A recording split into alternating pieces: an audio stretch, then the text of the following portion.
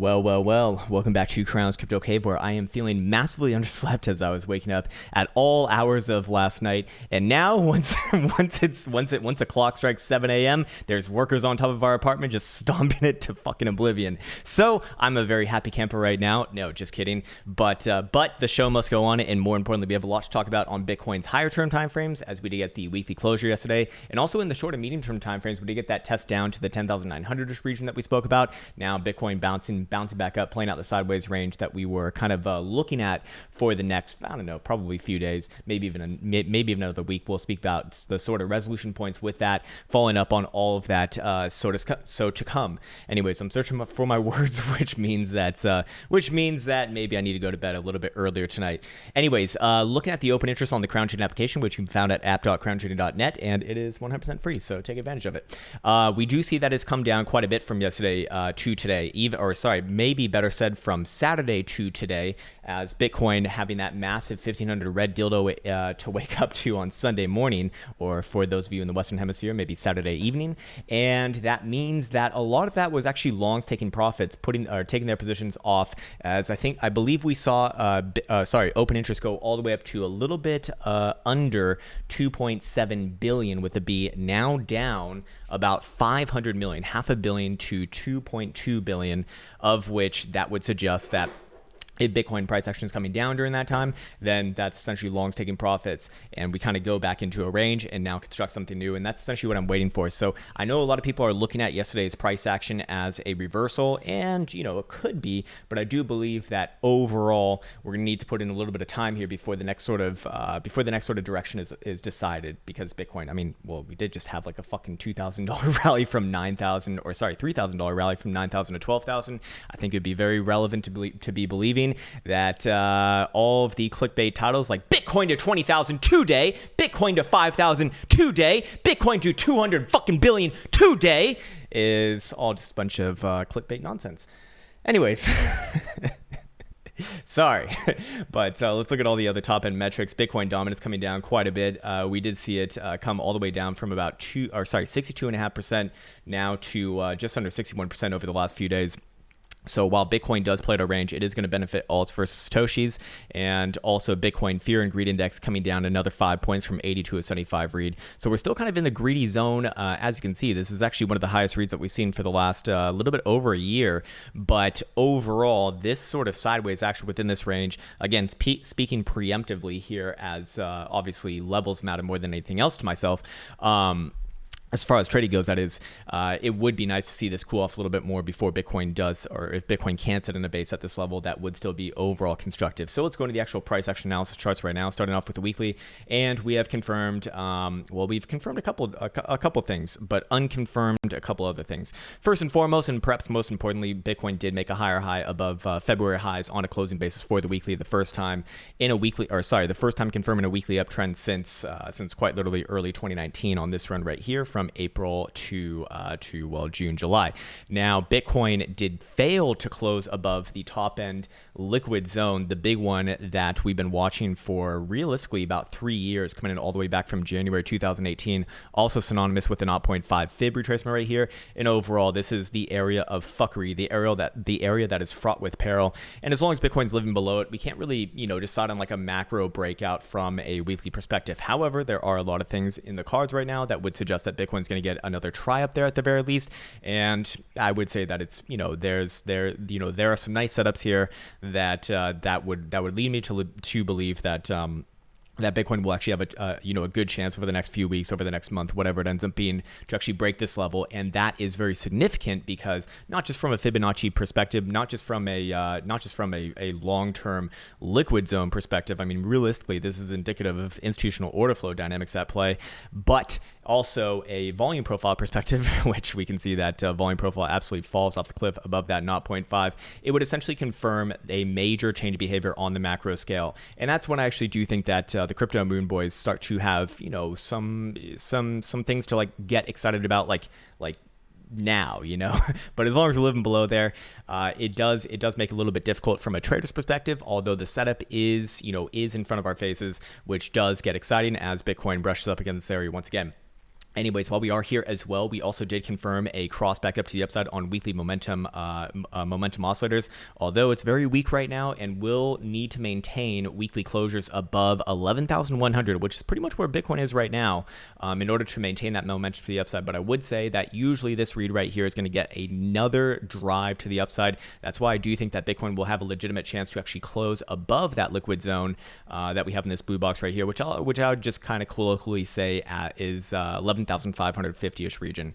If Bitcoin can do that, then I would essentially be looking towards 14,000, 16,000, and 20,000 are areas that I'd have in mind. But, overall, this would be a macro change of behavior. And as far as the long-term trend goes, this is an uptrend. And so, well, we can get to that bridge when we cross it, I suppose. But going over here to the monthly, we already do have some pretty damn important things confirmed. We do see that the monthly has closed on new highs above the July 2019 highs, and also would be technically above that liquid zone anyways if we were to make the same sort of association for the monthly. And of course, a monthly being well 4 times the size of a weekly, kind of, it would insinuate that it is more powerful.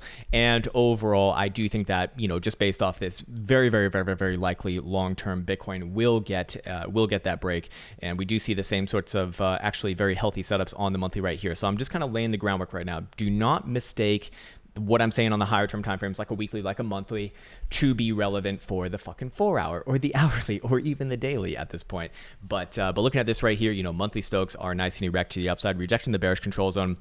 Monthly Jewel gave a holier long signal way back in April, confirmed or double confirmed in May, and is getting more and more divergence away from here on that last tick that we saw on Saturday for the start of August. And then monthly RSI is looking more or less healthy here as well, living above the exponential and rejecting the bearish control zone and looking like it wants to test around the bullish control zone, which, presumptively speaking, is typically where the long-term fund does begin. So, everything is kind of set up there, but still at the end of the day, need to see price action fall through, as that's what marks off our P&L, or at least it marks off my P&L. So I'm going to be most adherent to that.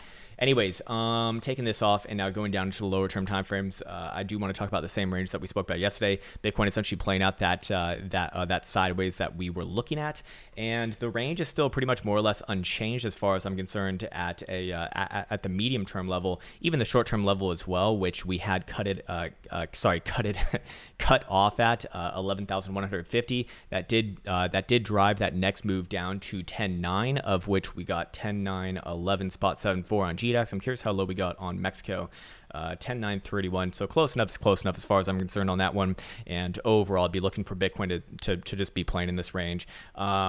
Again, between about 10.8 to the downside, 10.9 in this liquid zone right here, and for the medium term to the upside, about 11.5, 11.550. As long as we're playing within that region, I do look at this as overall constructive, setting up a nice base, which is good for the long term, but it's probably going to be a little bit boring here for the Moon Boys and the Doom Boys, of course, as well as Bitcoin, essentially playing in a range, in about a $500 range. And while I don't necessarily have like a time frame for breaking this, I don't think that can really be done. It would be suggestive on the what is this time frame? Yeah, 4 hour historical volatility percentile that we're going to spend some time going into a contraction phase here. We got very, very, very, very, very red as the devil's dick, as we like to say, and that can take some time to clear off. But as you can also see, Bitcoin is building hidden bullish divergences all along the way as well. So again, sideways above 11,000 is more or less good as far as I see it, but it can still take some time, and putting in time is good at this level. It's just frustrating for, I imagine, a lot of people out there. For myself and other options traders, that's beautiful, man. It's absolutely beautiful. And here's what I'm talking about. Hidden bullish divergence is certainly building up on the 4 hour. I mean, it's got such a wide berth here that it'd be kind of hard not to, as long as, again, we're closing 4 hour dildos above our last closing low right here, which was just under 11,000. So yeah, as long as 4 hour dildos are still being printed above 11,000, we do have that hidden bullish divergence in play. And I'm curious what time frame it goes up to. We see right here, this is a 6 hour. It is present there. I mean, it is like massively aggressive. Look at how much lower of a low we're getting on the RSI right here compared to that last low coming out of this base. That is incredibly aggressive. Maybe it's even present on a 10 hour. Yeah, it is present on a 10 hour, although not confirmed on a 10 hour just yet. And I imagine it's probably going to be there on a 12 hour. Yes, indeed it is. And maybe even a daily.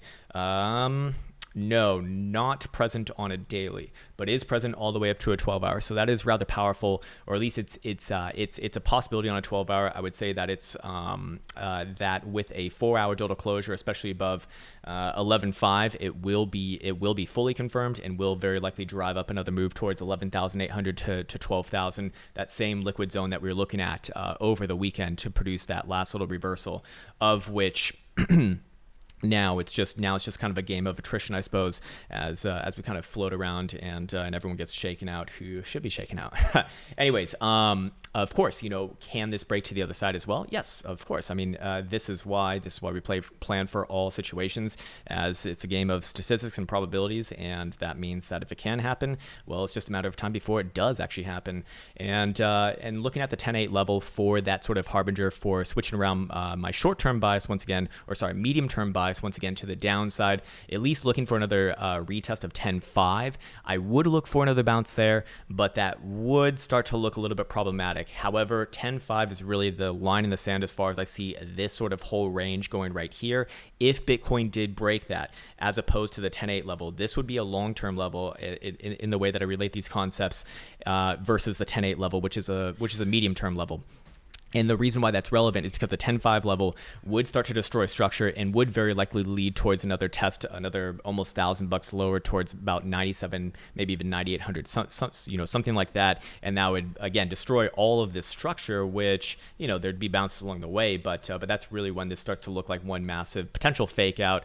And perhaps we could drive targets down to low 8,000s or upper 7,000s from there. Right now, I'm not looking for that to happen at all, but if Bitcoin did fail those levels, then yes, that would be my disposition. But as long as, again, to be very, very, very, very direct, as long as Bitcoin's closing even lower term timeframes above 11,000, I'm looking at this as constructive sideways action, putting in a nice base. Even down to 10.8 is not super problematic. Closing below there is the first major warning flag or red flag. Below 10.5 is no questions asked as far as I'm concerned. But seeing as we already tested it over the weekend with this wick right here that we saw yesterday, and this wick was bought up, pretty fucking aggressively.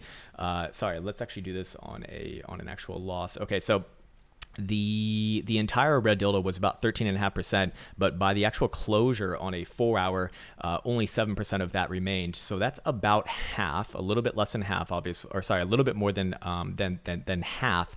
But what that suggests is that there is a lot of buy pressure within that region. People are accumulating that drop off, which was mostly longs taking profits to begin with, as verified by the open interest read. So to me, that is indicative that this is still erring on the side of bullishness, just needs to trade a little bit sideways here, with the resolution point for the medium term timeframes above 11.5 on a 4-hour closure. Probably a 2-hour gets it as well. To the downside, a little bit more stacked on the levels, but again, 10.8 and then 10.5 are the major ones that I'd be keeping an eye on. Above 11.5, I would look for another retest, as I said, towards the top end liquid zone at 11.8, 12,000, and that means that if it actually does break above there, especially on a 12-hour or daily, I'd very likely look for the weekly to follow through. We'll see weekly momentum oscillators obviously turn back up again, or I mean, they're kind of already turning back up right now as long as we close above 11,100, but it would imply that we very likely see that continuation up towards the next sort of interesting targets that really we haven't seen since actually last year, somewhere right around mid 12,000s, and then 13,000 would be where I'd be looking towards. In fact, I'll mark it off right now just because it is it is rather important, and more importantly than that, am I looking for that for this to happen today? No, but I would want to be aware of it, if it were to happen. And looking at the daily right now, it does look like we are kind of in pullback territory. We are seeing momentum oscillators turn back down. Daily Stokes are angled to the south side, and we do see that daily RSI is actually looking for a bounce within this region at the edge of the bullish control zone. That is rather appropriate. Probably does retest the exponential. So, sideways here probably does bring that back up. And, you can see that the range, just looking at the daily right here, is basically where we are right now to about 11,500. So all these things playing together with each other, and I would also I'd also just say, in the most basic sense, Bitcoin being above all major moving averages right here, trading sideways is constructive. I mean, that's completely fine. It's just time really. So sideways is good for the boo laws. Below 10.8 starting to get bad. Below 10.5 very bad. To use just bad, good. It's like it just assumes that everyone's on the same side of the trade. Obviously, traders don't give a fuck about which direction this thing goes, myself included. But I do understand that most people out there are just up equals good, down equals bad. Krown, spoon, up good, down bad. It's like there's no price even associated with it either. It's just how silly sometimes things get. Looking at the 12-hour, we have the same sort of disposition going on here. 12-hour Stoch's going to be nosediving pretty damn hard. It will remain to the downside as long as Bitcoin's below 11,900. I think that's rather likely right now. And 12-hour RSI, yes, it does. It is building that hidden bullish divergence here. In fact, it even goes all the way back over to here, the 23rd of July. Holy shit! Which Bitcoin was trading at about 9,500. So the ranges here can be pretty damn massive. But again, it's essentially kind of laying out the landscape for the next week of trading, I'd imagine, as a 12-hour wouldn't expect to be resolved like same day, but over the next few days, realistically. Okay, let's go look at the very low-term time frame momentum oscillators. We do see that 4-hour Stochs have come down quite aggressively as well. They're going to be testing around the bearish control zone. We did break the same trend line that we were looking at and running up from this low over here in 10th of July. Whoops, I think that was relevant for another time frame, perhaps. Or maybe it's not even relevant at all. It doesn't look like it's actually being respected all that much, so gotta call a spade. But overall, we actually see the 4-hour momentum pretty much in the same line as the 12-hour, and I would imagine even the daily too, which I should confirm right now. Yeah, 11.6. All of them kind of aligned at the 11.6 region, both the 4-hour, 12-hour, and daily. Of which that's actually around the top end liquid zone, a little bit below right here. I would imagine though that over time, what you'll see on this, maybe by tomorrow, the next day, we'll see the 4-hour momentum and probably even the 12-hour and maybe the daily a few days later turn back up around this level right here, kind of providing efficacy to that 11.5 level as being a good continuation point for looking for another test back up to the liquid zone right here. And I dislike to say these sorts of things because I think that it's a little bit too aggressive, but very likely continuation on top of that. Just looking at the higher term timeframes like the weekly and monthly, that's why I wanted to start off with it on this particular video, because there's some nice setups there. Yes, just want to see things confirmed first, of course. I'm curious for the 3-hour agrees. The 3-hour is actually turning up right now, as long as we close above 11,150. If that does get confirmed, I'd probably look for maybe another test back up to like 11,350. The short-term range here is tight. I'm not trading that. Right now is the time to be trading options, in my opinion. Looking at the 2-hour, it's kind of already there, 11,222. Will turn momentum back up to the upside. It kind of looks a little bit like a descending triangle on the lows here, and I'm sure a lot of people are going to call this descending triangle on the lows, and I would agree with you. It does look like a descending triangle on the lows, but I wouldn't expect it to play like a descending triangle on the lows, because we've seen this pattern a million fucking times. We've seen this pattern a million fucking times, man. When you get a massive girthy red dildo like this, or a girthy green dildo like this as well, it works both ways, and you fail to get continuation sooner rather than later, and I mean like really realistically within the next couple of days, that's unlikely what's happening. You don't get a second chance to kind of like make up your mind if price action is actually moving, if we're actually going to begin another trend. So that's why I do say that sideways here does favor the boo laws. But I'd be looking for the downside to get tested again, probably around like 10.9 or maybe even all the way down to this liquid zone right here at about 10.8, and maybe that even does play into the narrative of this being a descending triangle on the lows. I imagine that there would be kind of like a very bad measure move to be made here with the resolution point right there. Yeah, it actually would point towards about 10.8, so it could even play that out, but still and meet the measure move. But I'd still be looking for a bounce off this region regardless. It's not till we break this region where it really starts to change around short and medium term biases, and then again 10.5 for long term biases. Macro long term biases will change below. Well, actually, I don't know off the top of my head anymore, because this will naturally change here. Probably 9,000 if I had to guess right now without like getting the full picture. Anyways, let's take this off and let's do a little bit more of a, holy shit, we're already 20 minutes into this, like what the actual fuck, man. let's also go on over here. I want to bring back this concept of entropy, and shout out to Bali for putting this together. This is pretty damn special stuff. I understand that a lot of people aren't going to be interested in something like this, and this is really for like the super TA nerds. But understand that entropy is kind of the key towards understanding when to use your trending oscillators, or sorry, your trending moving averages and your momentum oscillators. As it essentially suggests when they're going to be more efficacious versus not. And right now you can see that we've actually been building this trend line going all the way back towards December 2018 lows. That was at the 3100 low right here, and this trend line has been catching a lot of the major pivots on Bitcoin, both to the upside and the downside. It works. It's just telling you about trend essentially. And what I expect, or what this would suggest, sorry, expectations are terrible things to have, but what this would suggest, if seen as we are getting back down towards the same trend line, is that Bitcoin's going to play out some sideways. When entropy goes up, randomness is higher, and that's essentially what, or sorry, how do I relate this concept? I actually don't know the right proper scientific words for it, but what it would imply when entropy goes up is that essentially whatever the asset is that it's trendless, and if it's trendless, it's probably consolidation. As you can kind of see, for example, during this last consolidation range right here that we just played out between the mid 8,000s and 10,000, entropy was essentially trending up during that time, and then when Bitcoin actually did get the break right here, entropy told you by falling off the fucking cliff, which is exactly what you'd expect to see during a strong trending move. But now, seeing as we are getting back down around this trend line, it would suggest that we probably chop around a little bit. And again, that would be, as we looked at on the higher term timeframes, more so relevant for the boo laws here. Again, levels matter more than anything else, but putting all the puzzle pieces together, because this is fucking TA nerd time, you can kind of come up with a little bit more of a bias is kind of the picture that I'm painting. Want to do a little bit more of a look on the historic volatility percentile on our higher term timeframes. Remember that we did meet this trend line right here, the same regression that we've been looking at ever since March 2020 lows at 4,000.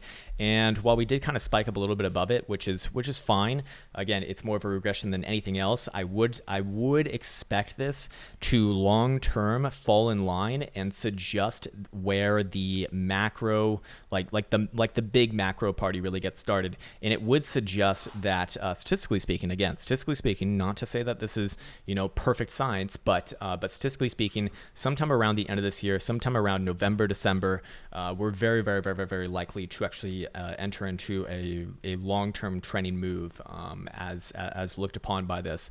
Now, that would also suggest that during that time, we probably do see a contraction phase overall on daily historical volatility percentile. And essentially what that means is that we're going to be filling out everything on the long-term timeframes, but probably not on the macro, which I'm not sure how that plays in. What's Elsa doing? What does she got? What is this? Hey, what is this? Hand disinfecting gel. I can't masturbate with this. Whatever. Anyways, let's go down to a 6 hour and wait, no, not a 6 hour. Oh yes, actually a 6 hour. For those of you in the Joule, I think a lot of people took this signal over the weekend. Congratulations! It's actually I can't promise that they're always going to be that good. Oh, and it's kitchen time. Forks, motherfuckers, get them out! I'm hungry, bitch.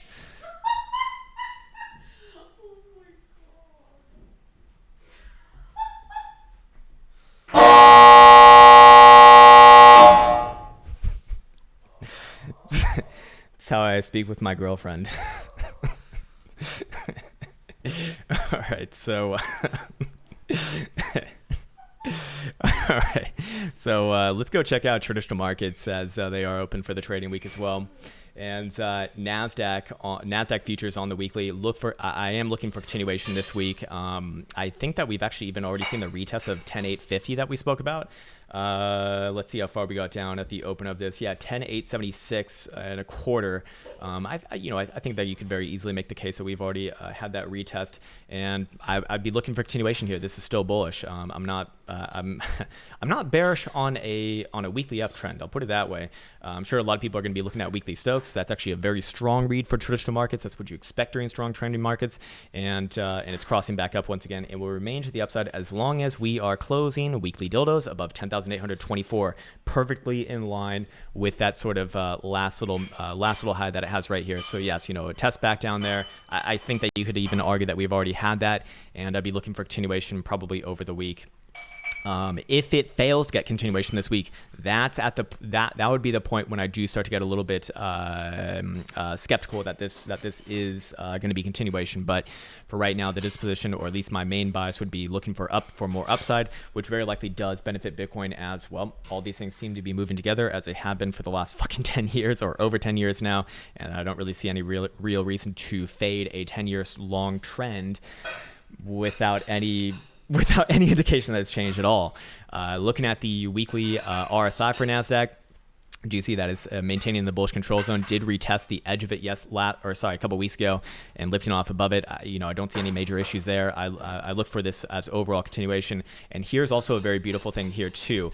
Now, weekly historic volatility percentile is in a contraction phase, and this contraction phase has been coming on the upside ever since we hit this major low right here in March. And that was another big indication why I thought that this was going to be a major low being put in this region, because you see all the major lows for this really be put in with very hot historical volatility percentile reads on the weekly. And for this contraction phase, and just general knowledge for the stock market, it seems to apply a little bit less to Bitcoin, but traditional markets, this was like one of the main things that my mentor really harped on about, was what was generally up markets. We do typically tend to see volatility actually contracting during those times. We expect that too, and it very likely intuitively makes sense to you if I explain it like this. When volatility is high, it means that randomness, your price action is floating around a lot more. It's a lot more violent. Whereas when volatility is low, more or less, it's a lot more orderly and a lot less violent. And when price action is just generally floating to the upside, assuming that it's not a parabolic trend like Bitcoin tends to do sometimes, people are more or less feeling complacent. They're more or less feeling secure. And so you don't really get those massive spikes in randomness. When markets go down, people panic like fucking crazy. That's why, you get these reads right here. So this would suggest that we actually could potentially have like a very long contraction phase here, probably around the time that American elections start. So and that actually lines up with what we saw on Bitcoin's daily historical volatility percentile read, suggesting like November, December as a nice resolution point for whatever that is building there. I actually think that it might be that we just don't even know yet, or maybe it could be a monthly close over the last monthly closing high, which was like 13,500 or 14,000-ish region. I think that remains to be seen, but this, still I would be overall bullish on this, and on a daily closing basis, I'm like short term, medium term, and long term bullish as long as it's closing above 10,850. Doesn't mean that it's destined to do that or anything like that. That's not what TA is about. It's not a fucking crystal ball. But if Bitcoin or if NASDAQ does fail that level, I would look for a retest back down to the 21 exponential moving average here, and probably another bounce there below 10. What is this area here? Below 10,550, I would start to look at this as a long-term reversal with targets back down to the low $10,000 region. I don't think that that's happening right now, but that would be the price point where that bias changes around quite a bit. Looking at E-mini futures for SPY, pretty much the same chart, just not as strong. However, the weekly does look like continuation as well. Do you think that we could very easily have another retest back down to 323, 3234 and a half? But overall, I'd still be looking north towards that same target that I've had for like the last, I don't know how long it's been, for the last month since late June, all the way up to 3340 region. This gap right here is where I'd be looking towards. Speaking of gap, I'm sure that a lot of people are looking for Bitcoin's lower gap to be tested. That's also a consideration, I suppose, as well. But again, I wouldn't even be looking towards there, especially as long as Bitcoin's above 11,000. But even 10.8 would be where, like, okay, maybe it's a possibility. Then 10.5 is really where I start to look at it for a more long-term thing.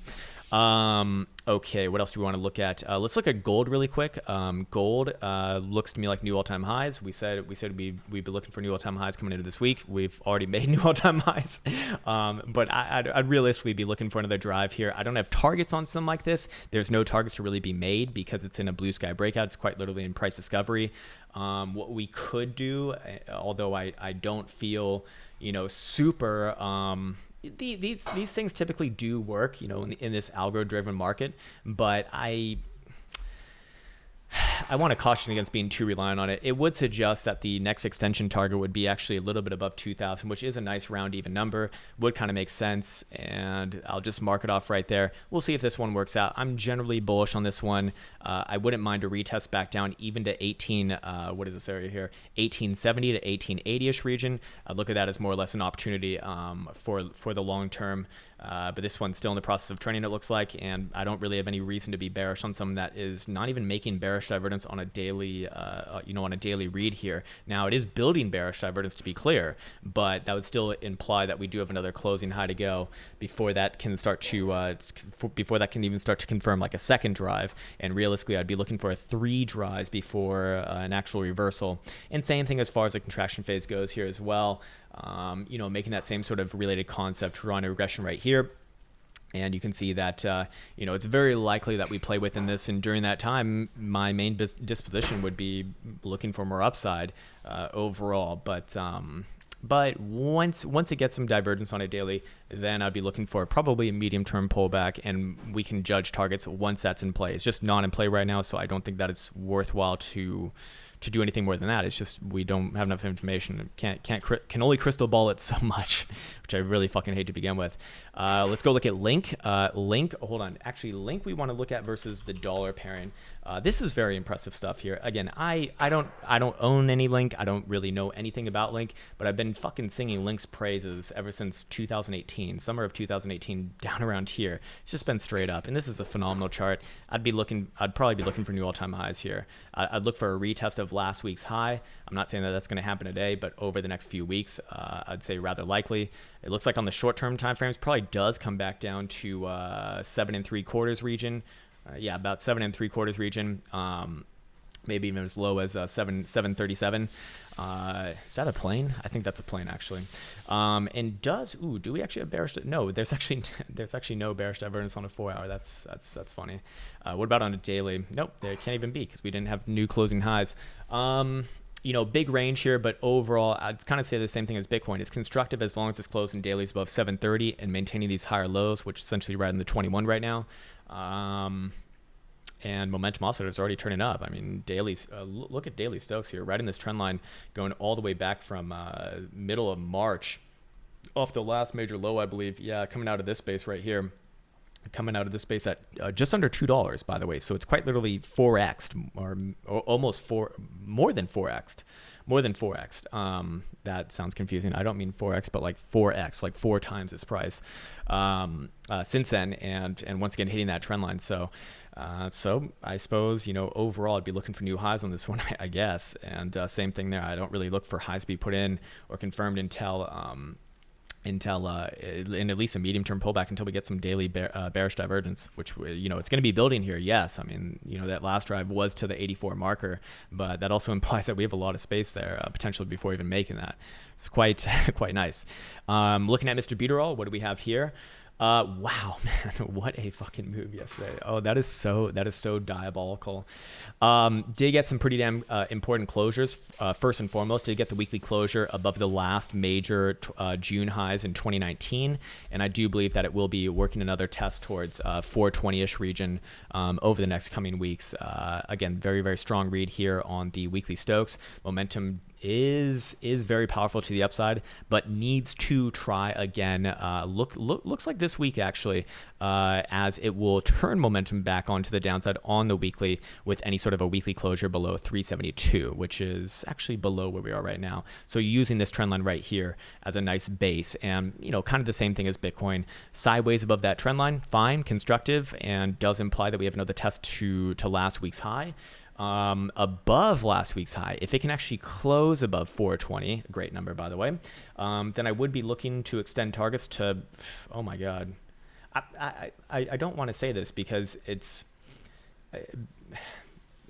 getting into moon boy territory actually. 560 to 620. I mean, that's a humongous range. Might as well. It is a macro range, so I guess it does make sense for it to be that large. But somewhere up there, again, I'd much rather look for. I'd much rather look for the break of this area first before talking about that. But looking at weekly RSI, it is above levels that we have not seen since, January 2018. This should all sound familiar. Anyways, I think that's enough for the shitcoins today.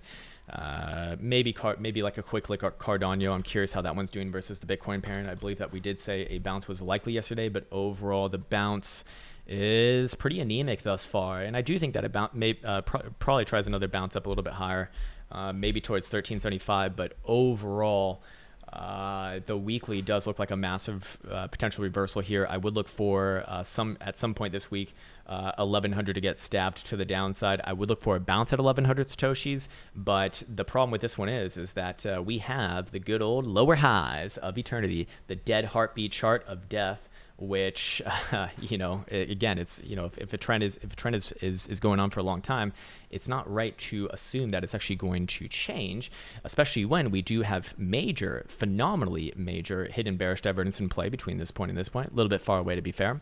And then weekly Stoics turned down at the same time, and Jules not really telling us much, but it did kind of hit a major area as well, to be fair. So all these things working together, I'd be looking for a bounce at 1100, but assuming that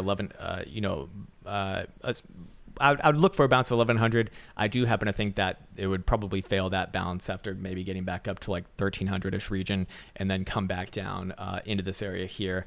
And if the last 3 years, 4 years are anything to go off of, then maybe even make some new lows below that, as those trends, they're quite strong. Anyways, at the end of the day, probably going to go with the rest of the market realistically. And this is a Satoshi pairing, not the dollar pairing. So, whatever Bitcoin does probably mirrors it mostly versus the US dollar pairing. We haven't even looked at CMEs just yet. Jesus Christ, man. 36 minutes into this video and I still haven't said of quite a few things. Maybe I'll just save it for tomorrow's video. Same thing here. No bearish divergence on the daily just yet. We'll be building it on the next drive, but for now, I'd actually be looking for the daily RSI to reset back down around the exponential here. Do we have the same ranges on the low term time frames? There's a nice gap to the upside right around 11,500. Funny how that works out. That would be the top side of our medium term range now, isn't it? And to the downside, a little bit less obvious here, but I'd actually be marking off the 11,000 region. And if 11,000 does break, I'd look for extension. This is not helpful here though. This is not helpful as a trader. I'd look for extension to 10.8. I mean, it's a $200 move, yes. Below 10.8, then we can derive some targets that are quite interesting, all the way down to low 10,000. And of course there is still a gap here present at 9,700-ish region. That would be what's called a professional gap though, as there was a whole formation put in beforehand in this 3-month-long consolidation in this ascending triangle. So it's actually very unlikely that does get tested anytime soon. It would also imply that if Bitcoin does come back down and test this gap, it very likely does bounce there, but it's unlikely to get continuation to the upside after that. It would be very problematic. You do not expect a professional gap to be tested anytime soon, if at all. Sometimes these are the ones that actually can go unfilled for eternity, or at least the ones that you do see like every once in a while. You will see one of these. Okay, cool. All right. There's a few other things I suppose we'll harp on here for a second. Going back to the daily on Bitcoin, or was it the daily on Bitcoin? No, it's a weekly. The weekly RSI. There's quite a few things to say about this as well. The weekly RSI is back in the bullish control zone for the first time since April 2019. This is now confirmed. And while it is actually really, really common to get kicked out on your first try, and I wouldn't put it past it for this one right here, just the fact that it's gotten back there is long-term indicative of good things. What I mean by that is all bull runs in Bitcoin's histories were spun off by that first tick on the weekly into the bullish control zone for the RSI, for only the weekly, not no other time frame, especially shorter term time frames than that. And And what's relevant about this is going back to even 2019 on this run, for example, in April 2019, very similar behavior here, which I think we already went through this yesterday. But basically, I guess I get to do this one again. But basically, Bitcoin put in an ascending triangle on the lows during that time, right? That was that was this right here. Breaks it in April, and then when do we get into the bullish control zone? We get into the bullish control zone end of April. That was during this base right here. This is end of April right here, quite literally. So Bitcoin gets that first breakout out of this 3-month-long consolidation, while historic volatility percentile on the daily was contracting rather aggressively, which I'll just trust that you remember that one, and kind of the very similar thing right here, and that was just the beginning of this whole run from about mid 5,000s all the way up to 14,000, getting about 150% price increase. Now, same thing in more recent times right here, where Bitcoin puts in an ascending triangle as a continuation. And do we trade a little bit of sideways after that first major pop, kind of like we did right here? I think that that's more or less fine. It doesn't have to trade sideways for a long time, but it's not problematic. It's, again, constructive if it trades sideways from this region. As momentum oscillators, again, turn to the upside here. By the way, this is the same fucking area where that run started, from the same area on the RSI. This is why I do say that above the critical zone is actually a good thing, at least for the current trending move. So if Bitcoin can confirm this next across the upside, that would very likely be indicative that we will see 11,500 closed above and see that next continuation towards 13,500 or whatever that next target was. And in the weekly RSI, officially in this region. So I do put a lot of weight on that. And we see the same thing coming out of the last bear market in 2014, 2015 right here. You see how Bitcoin did buck the trend by getting out of this, getting out of the lows. It was this area right here, which Bitcoin got its first test back into the bullish control zone since, the last major run, which was right here in October 2013. Quite literally this run right here going all the way up.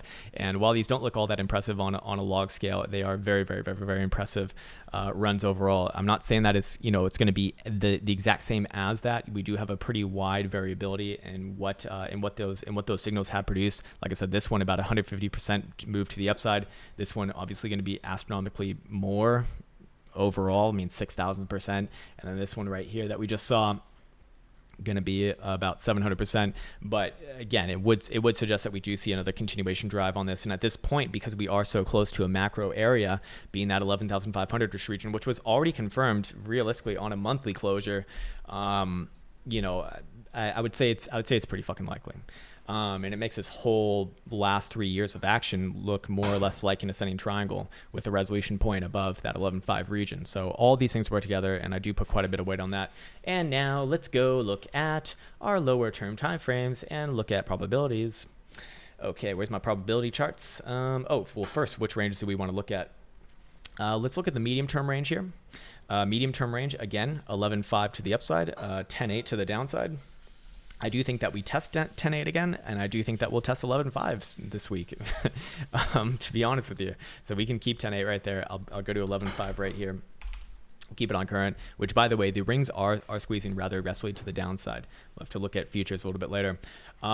Looking at this, it would suggest that the downside is more probabilistic here, just under 29% to the downside resolution for the medium term versus just under 18.5% for the upside resolution. Now, what I want to do is I want to actually extend this to the long-term range, which for the upside on a daily closure, where would I put that? Personally speaking, I actually do think that 11,500 does get it, even though technically as a trader, I would only target this area right here. I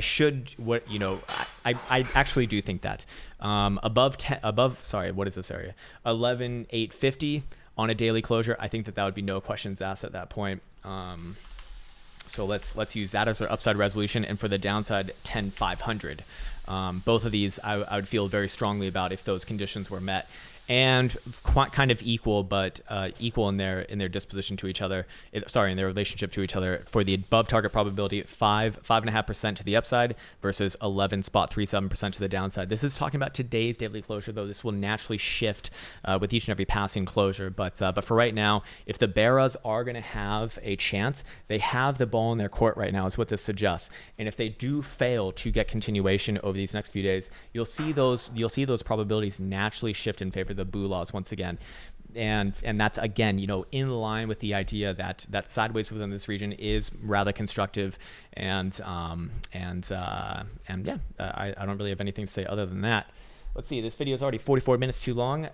My friends who are still in this one, I salute you. I give you a massive salute and massive shout out because, well, I actually really do enjoy doing these videos. So it is pretty damn cool when people actually do say, "Hey man, I actually do listen to the end of the video," even though I'm convinced no one's listening, and that's awesome, man. Because I mean, it feels like there's someone else to relate to in this world of red and green pixelated dildos here. Anyways, yeah, wrapping it up right now. Very, very short term, 11,200. Any sort of a 2 hour or 4 hour dildo closure above there. I'd probably look for another test of like 11,450, 11,500-ish region. It's only relevant for the short term. I actually do think that Bitcoin will test the downside probably first, though, down to 10.8 or 10.9 region, this liquid zone once again. I would be looking for a bounce there as well. And in Bitcoin to play out this range, medium-term range, a lot more tradable, a lot more viable. Although even the short-term range is giving you about $200 on both sides, $200 to $300 on both sides. But below 10.8, I look for extension down to 10.5. And realistically, that would be a pretty damn big red flag below 10.8 on even like a 2 hour or 4 hour dildo closure. But 10.5 is really is like kind of where the buck stops, I suppose. That would be like there's no more argument for it. It is continuation at that point. To the upside, like I said, 11,450 to 11,500-ish region, anywhere above here, and I'd look for another retest of 11,850 to 12,000 liquid zone. Does that set it up for a potential break to the upside? Absolutely it does. But I'd still want to see at least a 12-hour or daily closure above this area right here, and then we can talk about targets to 12,500, and then I think the next one was like low 13s. But more or less I'm looking for sideways, maybe for like another day or two. Whoa, get that sword away from my pee-pee. Elsa's getting crazy over there with war tools. Anyways, I'm going to be signing off now. I'd like to wish you well once again. I'd like to wish you actually the best of the best and the happiest of the happiest. And I sincerely mean that because, well, it's I've been up for too fucking long today. So I hope that other people are having a great day out there. And I'll be back on tomorrow with some more video analysis. Take care. And until next time.